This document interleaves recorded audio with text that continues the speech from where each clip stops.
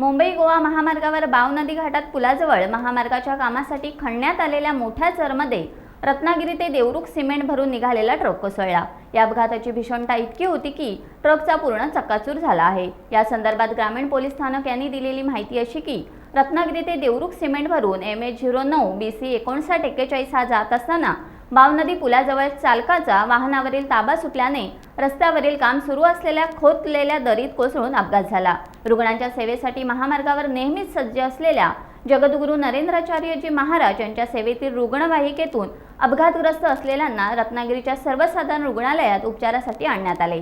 या अपघातात शिदीम शर्मा वय 50 राहणार JK फाइल्स, कमलेश छोटूराम रावस वय 42, गुडिया कमलेश रावस वय 40 दोघेही राहणार JK फाइल्स हे गंभीर जखमी झाले असून त्यांना उपचारासाठी रत्नागिरीत आणण्यात आले। या अपघाताची माहिती मिळताच ग्रामीण पोलीस स्थानक रत्नागिरी यांनी तातडीने घटनास्थळी कर्मचारी पाठवून अपघाताची पाहणी केली व जखमींना मदत केली।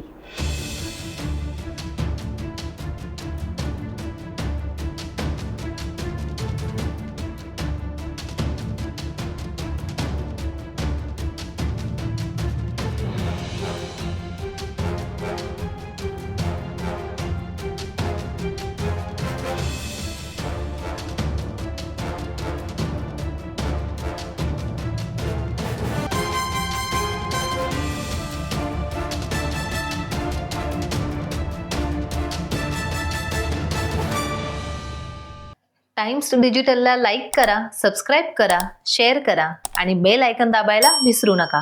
पाहत रहा टाइम्स डिजिटल।